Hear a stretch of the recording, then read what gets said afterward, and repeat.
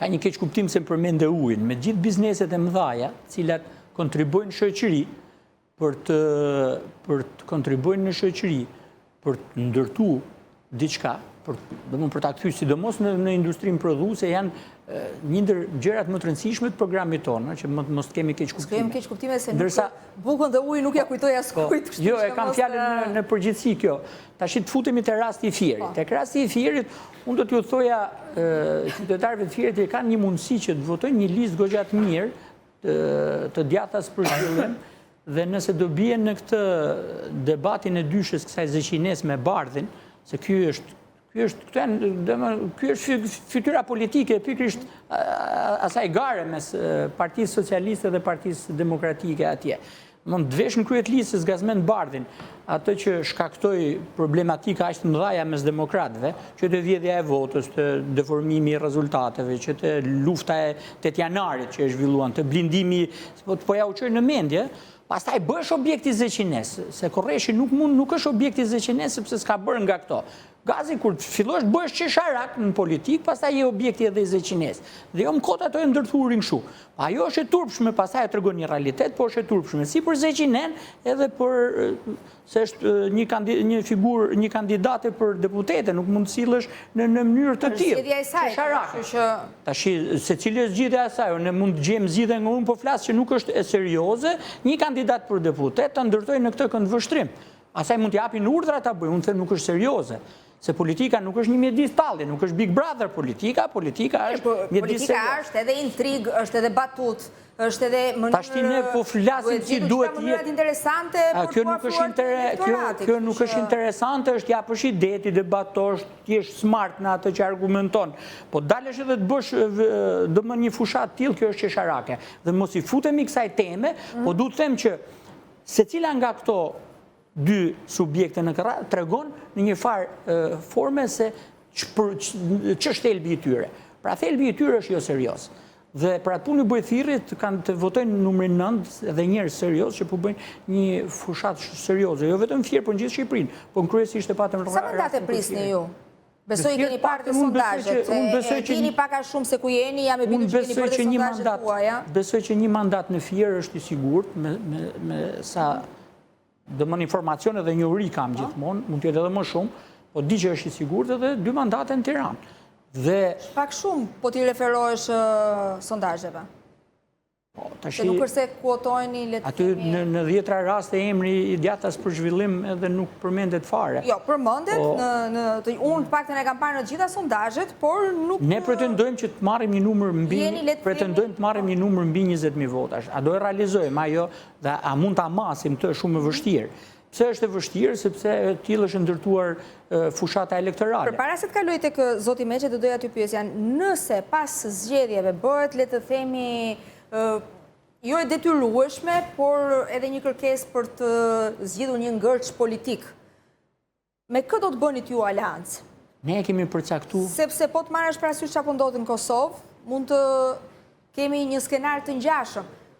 E kemi përcaktuar qartë gjithë partitë opozitare. Dhe para Ramën. Jo, ja ta them, gjithë partitë opozitare duhet bien dakord për një qeverisje 1 vjeçare.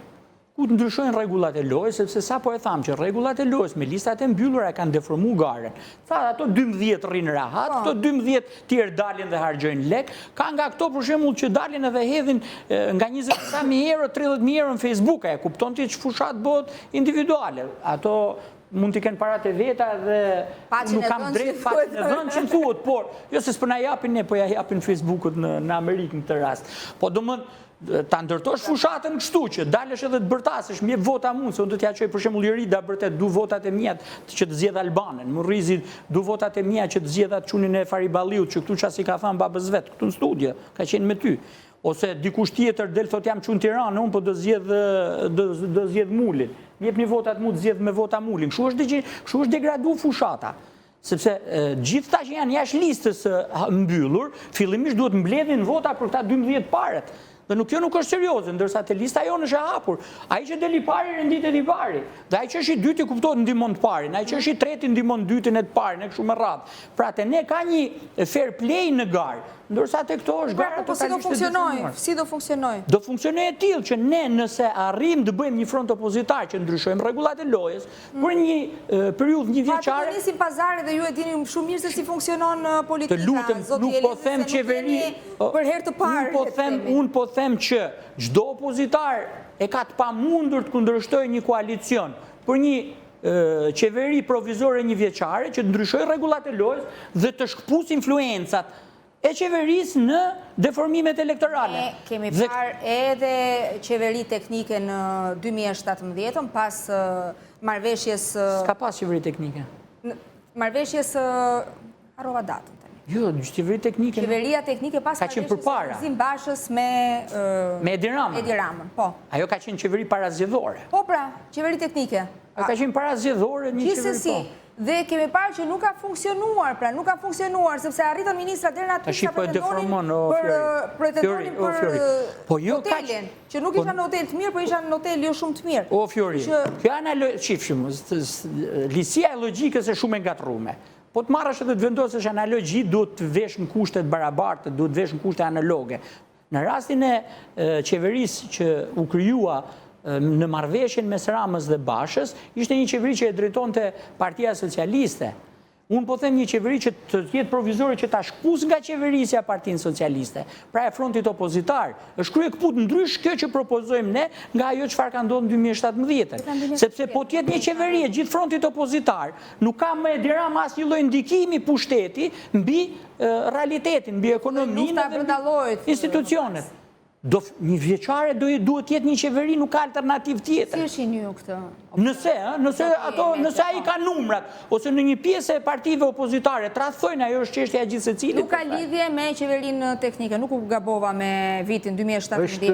Është një tezë që është përhapur tani kohët e fundit, partitë e reja, natyrisht në kushtet e pamundësisë për të prodhuar majorancë, ka ngritur një tezë që do të luftojmë për të prodhuar grup për të rifutur në zgjedhjet parakohshme Shqipërinë. Është një tezë politike. Sa realizueshme është, kjo është tezë politike që tashmë po përdoret nga një tjetër për t'i dhënë një etiketë tjetër grupimit, për t'i dhënë etiketën e destabilizuese të situatës në Shqipëri, duke ngritur në plan të parë stabilitetin politik në Shqipëri. Dhe stabilitetin politik në Shqipëri, që është baza mbi të cilën është ndërtuar legjislacioni, është një nga tezat politike që përdorin dy partitë e mëdha. Arsyeja pse ne jemi futur në pistën e dy partive me lista të mbyllura është që nëse duam stabilitet politik në Shqipëri, është mirë që njëra nga partitë të ballafaqohet të marrë shumicën dhe të qeverisë. Pjesa tjetër kthehet automatikisht në opozitë. Kjo është, por do desha të qëndroja në një pikë që është shumë e rëndësishme. Ju me drejt thatë që politika është politikë dhe politika ka dhe batukët, ka dhe intrigën, por të gjitha këto ndërtohen në emër të moralit. Pra, edhe intriga ndërtohen mbi moral, si fasadë, edhe batuda ka moralin. Dhe janë zgjedhjet të cilat në themel kanë moralin në analizën që bëjnë qytetari. Unë jo pa qëllim thash që nuk është programi ai që do vlerësoj qytetari, sepse programet në historinë 30 vjeçare të gjithë nuk i kanë besuar. Por moralin atili që paraqit programin e kanë tashmë të konsoliduar. Unë kapa një shembull, po mund të kap me 10 shembuj, të cilët kanë të bëjnë pikërisht me moralin. Por një rast me qenë se jemi brenda Fierit, i cili praktikisht ekspozon në qytetin e Fierit, një individ i cili në këtë momente i ka humbur totalisht morali për të qenë drejtues politik, është Gazmet Bardhi. Sepse Gazmet Bardhi është simboli i amoralitetit në politikë. Simboli e moralitetit. Dhe në këto kushte, unë kam frikë që në Fier, që është një nga populatat më të ndjeshme në marrëdhënie me moralitetin, ky rezultat 9-7 mund të vete 10-6, dhe një nga arsyet kryesore është amoraliteti i Berishës në prodhimin e listave që janë të mbyllura, që janë amorale totalisht, sepse janë vetëm besnikët e Saliut dhe absolutisht kontrabustit dhe ata të cilët janë vota mbledhës, dhe në mënyrë posaçme në Fier pastaj me amoralitetin dhe përfaqësimit të lartë politik që është Gazbardhi, i cili edhe në rastin e incidentit në Fier e teproi duke dalë te policia duke bërë shere, duke dalë në konferencë shtypje, duke ngritur problemin në përmasa të tilla të panevojshme, të padomosdoshme, duke prodhuar insinuata të cilat në thelb kanë një përpunim në filozofinë me cilën punon Sali Berisha agresiv të një ngjarje, por në perceptim dhe në efektin e tyre në publik thjesht prodhojnë në gjykimin tim të kurrët në vetë. Prandaj morali, prandaj jo pa qëllim ka pa këta dy personat, të cilët në identitetin e vetë, të ndryshëm, por janë paraqitur në 4 vjet në opinionin publik me një moral të qëndrueshëm.